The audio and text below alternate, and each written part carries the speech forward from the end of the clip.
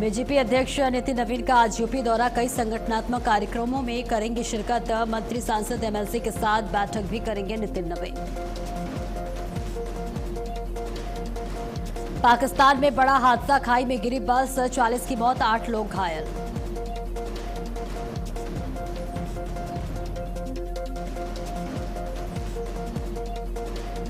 आगरा में पत्नी ने की पति की हत्या, शव को बाथरूम में दफनाकर किया प्लास्टर, 45 दिन तक फर्श के नीचे दफन था पति।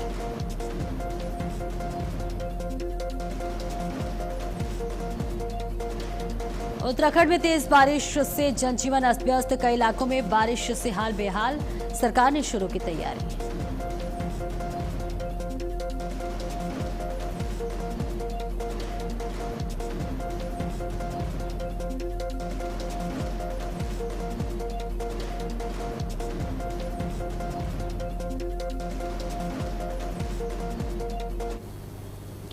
नमस्कार, भारत अपडेट देख रहे हैं आप। मैं हूं आपके साथ सपना दीपक। मध्य बुलेटिन का आगाज करेंगे। मुख्यमंत्री पुष्कर सिंह धामी के नेतृत्व वाले उत्तराखंड सरकार आज अपने 5 साल पूरे कर रही है। इस मौके पर भारतीय जनता पार्टी पूरे प्रदेश में कार्यक्रम का आयोजन करेगी। बीजेपी प्रदेश अध्यक्ष महेंद्र भट्ट ने बताया कि मुख्य कार्यक्रम ऋषिकेश में होगा, जहां सरकार अपने 5 साल के काम और उपलब्धियों की जानकारी लोगों को देगी।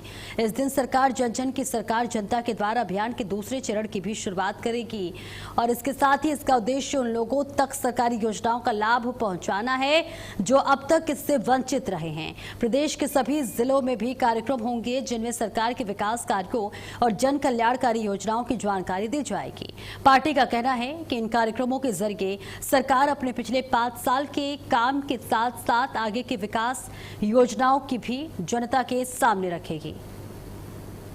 तो आज धामी सरकार के 5 साल पूरे हो रहे हैं, जिसके तहत प्रदेश भर में कार्यक्रम का आयोजन किया गया है। तो प्रदेश भर में आज बीजेपी जश्न मनाएगी, जहां धामी सरकार की उपलब्धियों को गिनवाया जाएगा। किस तरह से 5 साल में उत्तराखंड को विकास की ओर अग्रसर करने के लिए किन किन योजनाओं को लागू किया गया, कौन कौन से परियोजनाएं पूरी हुई, किसका उद्घाटन और शिलान्यास हुआ, तमाम बातों का जिक्र किया जाएगा। तो धामी सरकार के उपलब्धियों को आज बीजेपी गिनवाएगी, क्योंकि उत्तराखंड में आज धामी सरकार के 5 साल पूरे हो रहे हैं, जिसके लिए जगह जगह कार्यक्रम का आयोजन किया गया है। धामी सरकार की उपलब्धियों को बीजेपी आज गिनवाएगी। तो 5 साल में कौन कौन से विकास के कार्य हुए हैं, उत्तराखंड को किस तरह से आगे बढ़ाया गया, कौन कौन से विकास के कार्य हुए, सभी बातों का आज जिक्र होगा। बीजेपी धामी सरकार के उपलब्धियों को गिनवाएगी। जगह जगह कार्यक्रम का आयोजन किया गया है। बीजेपी कार्यकर्ता उत्साहित हैं, जहां आज बीजेपी उत्तराखंड में जश्न मनाएगी। तो आज धामी सरकार के 5 साल कार्यकाल पूरा हो रहा है, जिसके मद्देनजर बीजेपी प्रदेश भर में जश्न मनाएगी। जगह जगह कार्यक्रम का आयोजन किया गया है। तमाम बीजेपी कार्यकर्ताओं में उत्साह देखा जा रहा है। तो 5 साल कार्यकाल के पूरे होने पर धामी सरकार की उपलब्धियों को गिनवाया जाएगा। ये तस्वीर आप तक साझा कर रहे हैं, जहां धामी सरकार के 5 साल पूरे होने पर आज बीजेपी पूरे प्रदेश में जश्न मनाएगी। और देहरादून से बड़ी खबर, जहां राम मंदिर में राम धन गबन मामला, बद्रीनाथ केदारनाथ समिति के सीईओ का निर्देश, मंदिर प्रबंधन को चढ़ावे की रकम को लेकर निर्देश दिए, जहां चढ़ावे को लेकर पारदर्शिता बरतने के निर्देश दिए गए। अनियमितता पाई गई तो कड़ी कार्रवाई होगी, बीकेटीसी ने कहा।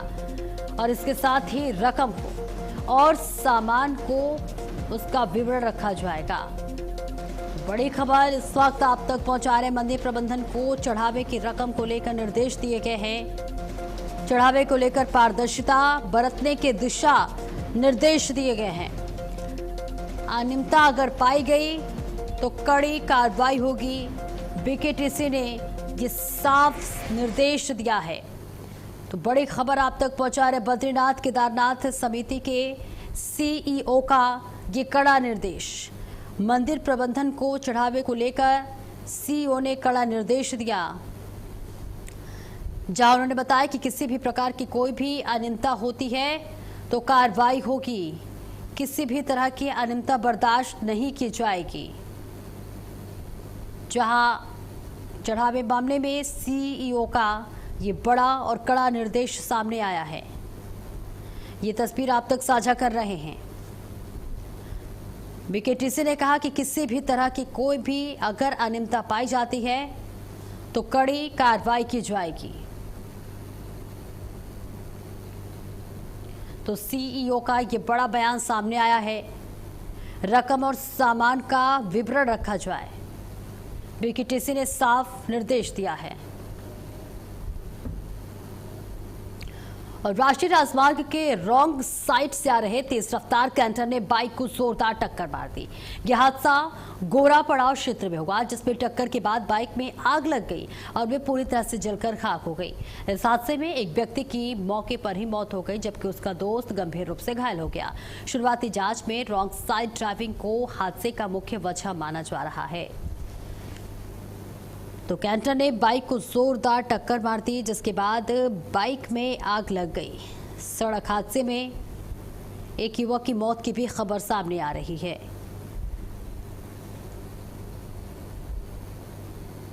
तो गोरापड़ाव में भीषण सड़क हादसा हुआ है, जहां एक कैंटर ने एक बाइक को टक्कर मार दी, जिसमें एक युवक की मौके पर ही दर्दनाक मौत हो गई।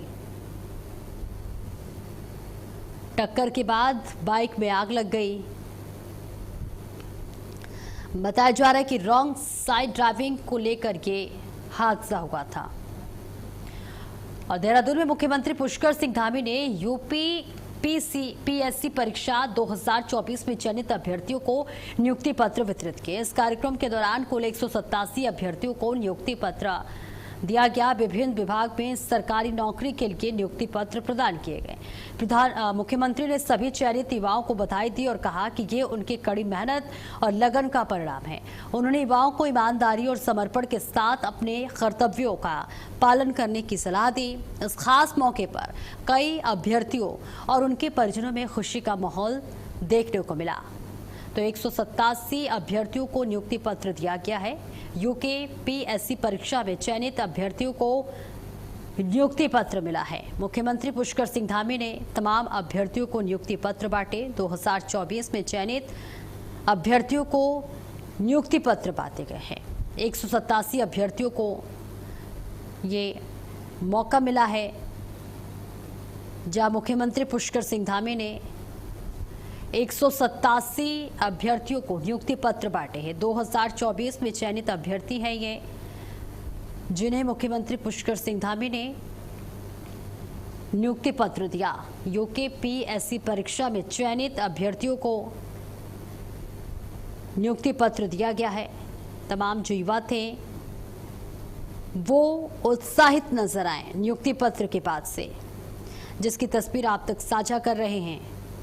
ये तमाम 187 अभ्यर्थी हैं, जिनको मुख्यमंत्री पुष्कर सिंह धामी ने अपने हाथों से नियुक्ति पत्र दिया। 2024 परीक्षा में चयनित इन तमाम विद्यार्थियों को मुख्यमंत्री ने अपने हाथों से नियुक्ति पत्र दिया। यूके पीएससी परीक्षा में ये तमाम अभ्यर्थी चयनित हुए थे और इन्हें नियुक्ति पत्र दिया गया। रामनगर पहुंचे उत्तराखंड विधानसभा में नेता प्रतिपक्ष यशपाल आर्य ने अयोध्या राम मंदिर के चढ़ावे को लेकर बीजेपी पर जमकर निशाना साधा। उन्होंने कहा कि एसआईटी जांच में जो बातें सामने आई है वे गंभीर हैं और पूरे मामले की निष्पक्ष जांच होनी चाहिए। यशपाल आर्य ने कहा कि अगर मंदिर के चढ़ावे और सोने के शिलाओं को लेकर सवाल उठ रहे हैं तो इसकी सच्चाई देश की जनता के सामने आनी चाहिए। उन्होंने आरोप लगाया कि बीजेपी ने सालों तक भगवान राम और सनातन धर्म के नाम पर राजनीति की, लेकिन अब राम मंदिर के चढ़ावे को लेकर विवाद सामने आना दुर्भाग्यपूर्ण है। उन्होंने कहा कि श्रद्धालुओं की आस्था से जुड़े इस मामले में पूरी पारदर्शिता के साथ जांच होनी चाहिए और अगर कोई भी दोषी है तो उसके खिलाफ सख्त कार्रवाई की जानी चाहिए। वहीं बीजेपी इन आरोपों को पहले ही खारिज कर चुकी है।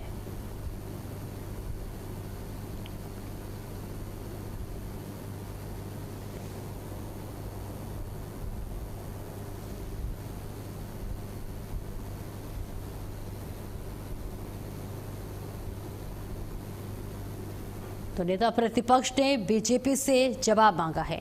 राम मंदिर विवाद पर अब सियासत तेज होता हुआ नजर आ रहा है, जहां यशपाल आर्य ने तमाम मुद्दों का जिक्र करते हुए बीजेपी पर जमकर निशाना साधते हुए नजर आए। और ये तस्वीरें आप तक साझा कर रहे हैं, जहां नेता प्रतिपक्ष बीजेपी से जवाब मांगे हैं।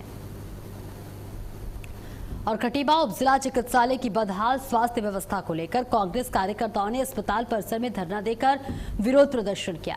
प्रदर्शनकारियों ने अस्पताल में विशेषज्ञ डॉक्टरों की कमी, हड्डी रोग विशेषज्ञ की नियुक्ति, NICU को पूरी सुविधाओं के साथ शुरू करने, अस्पताल में जलभराव की समस्या दूर करने और नर्सिंग स्टाफ की भर्ती की मांग उठाई।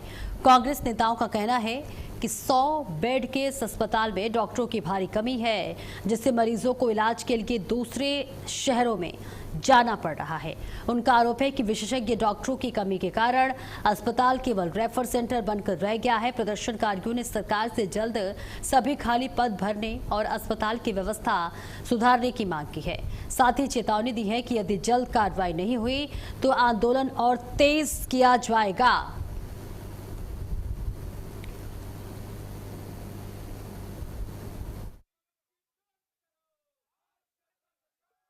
आज हम कांग्रेस के जितने भी कार्यकर्ता लोग हैं, सब लोग यहाँ पर आए हैं। हमने यहाँ पर धरना दिया है।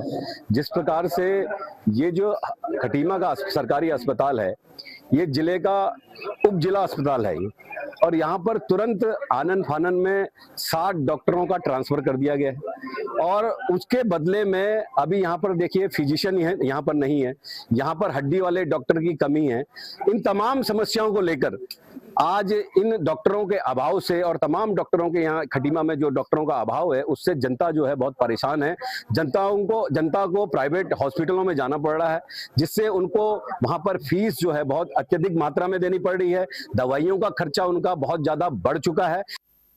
तो कांग्रेस लगातार जनता के लिए हमेशा सड़क से लेकर सदन तक लड़ाई लड़ती है और हमेशा लड़ेगी। आनन फानन में इन लोगों ने जो ट्रांसफर किए हैं, यहाँ वैसे ही जनता इतना परेशान है क्योंकि प्राइवेट हॉस्पिटलों के रेट इतने ज़्यादा हैं कि आम जनता वैसे ही परेशान हो जाती है। तो यहाँ पे जितने डॉक्टर हैं, 60 डॉक्टरों का ट्रांसफर हुआ। हम चाह रहे हैं कि वो डॉक्टर पुनः यहाँ उनको रोका जाए और जो यहाँ पे जो डॉक्टर थे, हड्डी वाले भी थे और डॉक्टर भी थे, जो सारे डॉक्टरों की कमी है। ICU जो जैसे कि हमारे बॉबीदा ने बताया था कि ICU वैसी दुरुस्त पड़ा है, इसके लिए हम पहले भी बैठे थे। और खटीमा में कस्टम विभाग ने नेपाल सीमा से तस्करी कर लाए गए ड्राई फ्रूट को विभागीय कार्रवाई के बाद नष्ट कर दिया। तहसील प्रशासन की मौजूदगी में तहसील परिसर में थर्ड कंट्री के काजू और चीन के अखरोट को जमीन में गाड़कर नष्ट कर दिया गया। कस्टम विभाग के सहायक आयुक्त प्रवीण भूषण ने बताया कि खटीमा कस्टम टीम ने नेपाल के रास्ते अवैध रूप से लाए गए करीब 24.60 क्विंटल थर्ड कंट्री के काजू के टुकड़े और 60 क्विंटल चीन के अखरोट जब्त किए थे। जांच में ये ड्राई फ्रूट खाने योग्य नहीं पाया गया, इसी वजह से इसे पूरी तरह से नष्ट किया गया ताकि इसका इस्तेमाल कोई ना कर सके। इस कार्रवाई के दौरान कस्टम और तहसील प्रशासन के अधिकारी मौजूद रहे।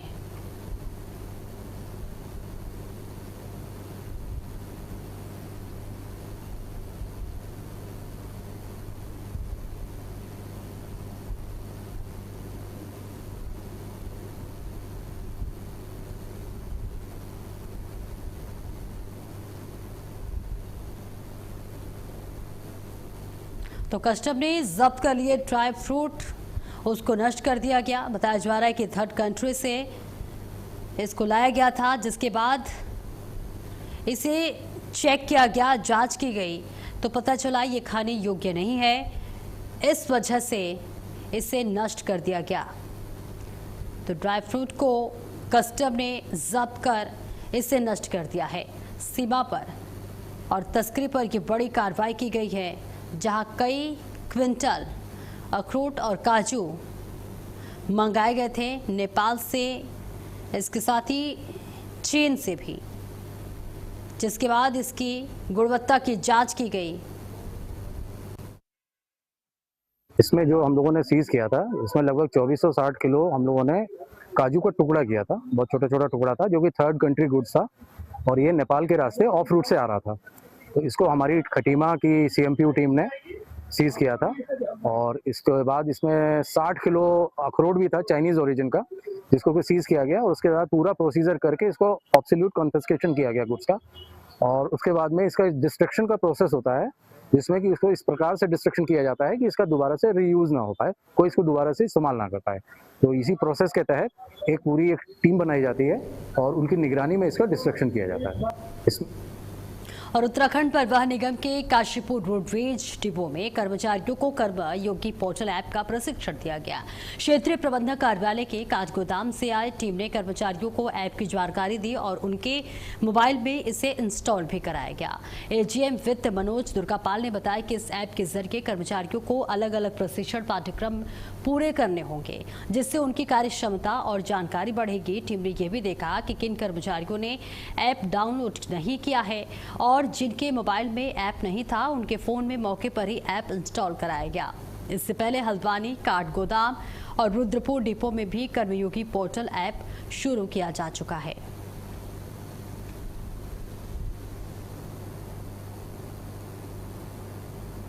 सभी कर्मचारियों को, चाहे वो प्राइवेट सेक्टर में है, सरकारी विभागों में है या निगम वगैरह में है, तो उनकी कार्य स्थल पर उनकी कार्य क्षमता, उनकी कार्य दक्षता को बढ़ाने के उद्देश्य से एक केंद्र सरकार का प्रयास है, जिसके तहत कर्मयोगी पोर्टल लॉन्च किया गया है।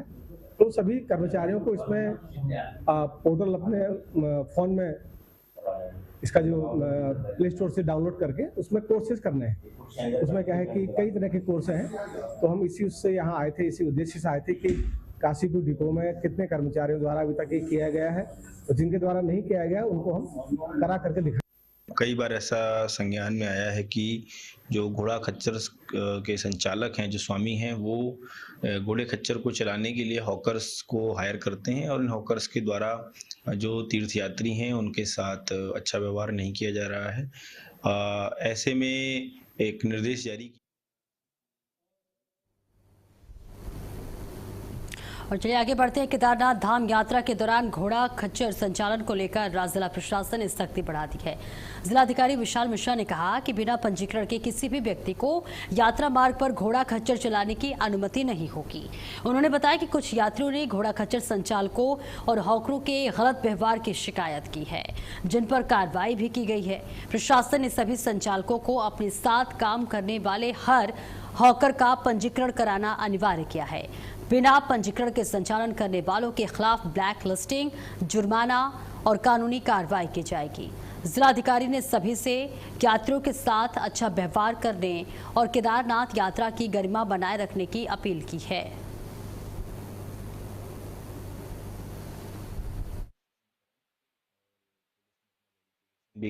कई बार ऐसा संज्ञान में आया है कि जो घोड़ा खच्चर के संचालक हैं, जो स्वामी हैं, वो घोड़े खच्चर को चलाने के लिए हॉकर्स को हायर करते हैं और इन हॉकर्स के द्वारा जो तीर्थयात्री हैं उनके साथ अच्छा व्यवहार नहीं किया जा रहा है। ऐसे में एक निर्देश जारी किए गए यहाँ से कि ये दोनों की जिम्मेदारी है, घोड़े खच्चर के स्वामी की भी और हॉकर की दोनों जिला पंचायत में रजिस्ट्रेशन कराएं और पुलिस में अपना वेरिफिकेशन भी कराएं। यदि कोई भी संचालक या कोई भी हॉकर बिना पंजीकरण के घोड़ा या खच्चर संचालित करता दिखाई पड़ेगा या पाया जाएगा तो उसके विरुद्ध अर्थदंड भी लगाया जाएगा और विधिक कार्रवाई भी की जाएगी। तो क्योंकि ये श्री केदारनाथ धाम की यात्रा से जुड़ा हुआ प्रकरण है। हरिद्वार के वीआईपी घाट पर गंगा तट के पास किसानों का एक सम्मेलन आयोजित किया गया था, जिसमें किसानों की समस्याओं और उनके अधिकारों पर चर्चा होनी थी। लेकिन इस कार्यक्रम के दौरान वहां फिल्मी गानों पर डांस शुरू हो गया, जिससे माहौल बदल गया और बताया जा रहा है कि वहां मौजूद कुछ किसान नेताओं ने डांस कर रही युवतियों पर पैसे भी उड़ाए। ये सब देखकर लोगों में हैरानी और नाराजगी फैल गई। सूचना मिलने पर पुलिस मौके पर पहुंची और डांस कार्यक्रम को रोक दिया गया। आयोजकों ने इस पूरे मामले पर अभी तक कोई बयान नहीं दिया गया है, जिससे सवाल उठ रहे हैं कि किसानों के मुद्दों के लिए बने इस सम्मेलन में ऐसा मनोरंजन कार्यक्रम क्यों रखा गया।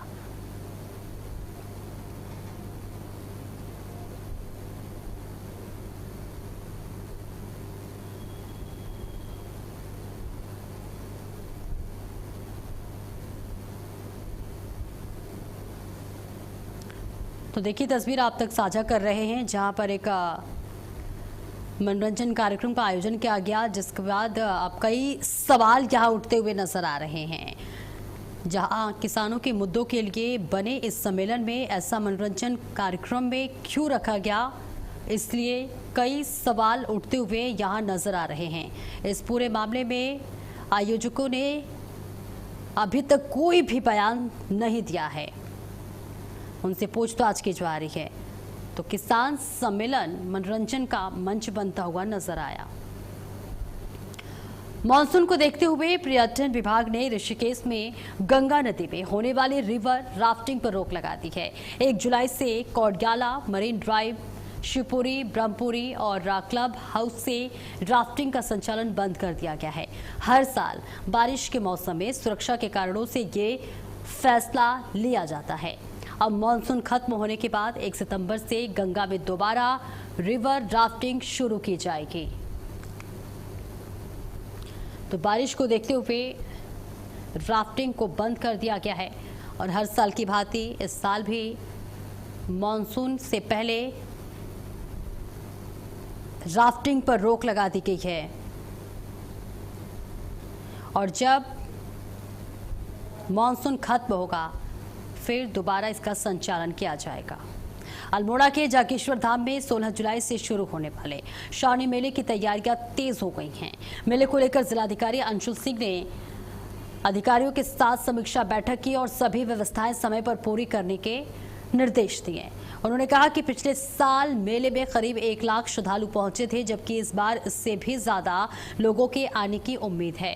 इसे देखते हुए परिवहन, पार्किंग, पेयजल, बिजली, साफ सफाई, शौचालय, स्वास्थ्य सेवाएं और सुरक्षा व्यवस्था को मजबूत करने के निर्देश दिए गए हैं। जिलाधिकारी ने कहा है कि श्रद्धालुओं को किसी भी तरह की परेशानी नहीं होनी चाहिए और सभी विभाग आपसी तालमेल के साथ अपनी जिम्मेदारी निभाए।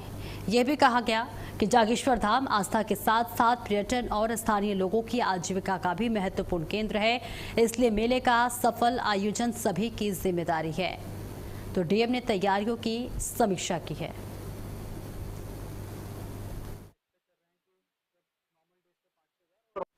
देखिए, जैसे पता है आपको, जागेश्वर मंदिर में वैसे भी सैटरडे संडे को काफी भीड़ हो जा रही है। लगभग वीकेंड्स पे 6000 से 7000 लोग हमारे आ रहे हैं। तो श्रावणी मेला में हम एक्सपेक्ट कर रहे हैं कि जब नॉर्मल डेज पे 5-6 और हो सकता है 10,000 तक भी आंकड़ा जा सकता है। तो 2-3 चीजें इंपॉर्टेंट होती हैं। एक तो पार्किंग की व्यवस्था, आरकोला में जो हमारी पार्किंग उसे सुचारू रूप से चलाया जा रहा है। अगर ज्यादा भीड़ इकट्ठी होती है तो हमें कुछ गाड़ियां ऊपर रोकनी पड़ेंगी और फिर शटल सेवा के माध्यम से उनको हम जागेश्वर मंदिर तक ले जाएंगे। हम ये भी आपके माध्यम से प्रमोट करेंगे कि जितना लोग आरतोला से पैदल चलेंगे उतना ये बेटर रहेगा, क्योंकि रास्ता भी कम है और श्रद्धा में मतलब बढ़ोतरी ही होगी अगर कोई आदमी पैदल चल के हमारे मंदिर जाते हैं। फिलहाल इस बुलेटिन में इतना ही। खबरों का सिलसिला लगातार जारी है।